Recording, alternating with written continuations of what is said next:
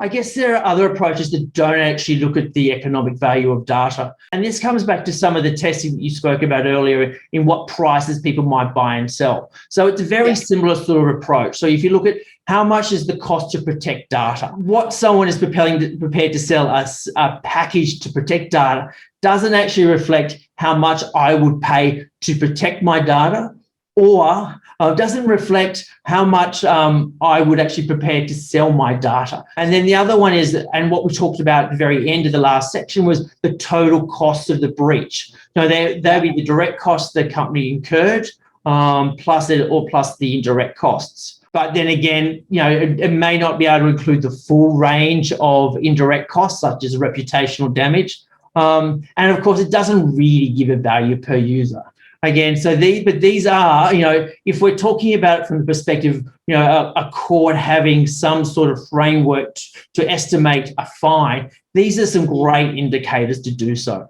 And before we move on, I just want to alert everybody that there is proposed legislation in the US at the moment referred to as the Dashboard Act, which is it's actually trying to have some legislation built to ensure that companies with more than 100 million users would have to disclose in their financial statements an assessment of the financial value of their data, as well as reveal the revenue generated by all of that data. But the legislation doesn't include how they would value that. So this is still very much a work in progress and will be something that we'll see more and more of. Yeah, I think that's right.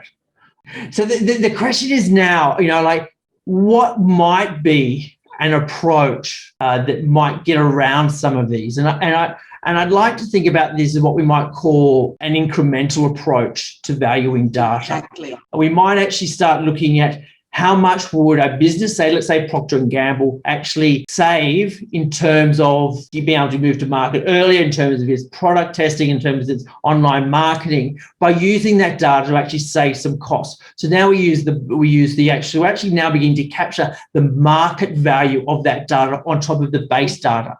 Exactly, Paul. So in summary, our view is very much that the appropriate way to value privacy is, and the language we're going to use is an incremental approach to measure the bundled value of the data sold. What we mean by the bundled value is starting off with something that could be the market selling price of the data collected by somebody, plus the additional value gained by augmenting their profile through the use of cookies and everyone finding out stuff about us that we didn't give them.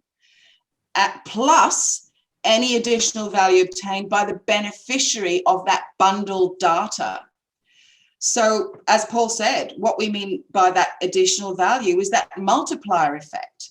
It's what the Procter & Gambles of this world, how much they increase their revenue by the fact that they know so much more about us. Or reduce their costs.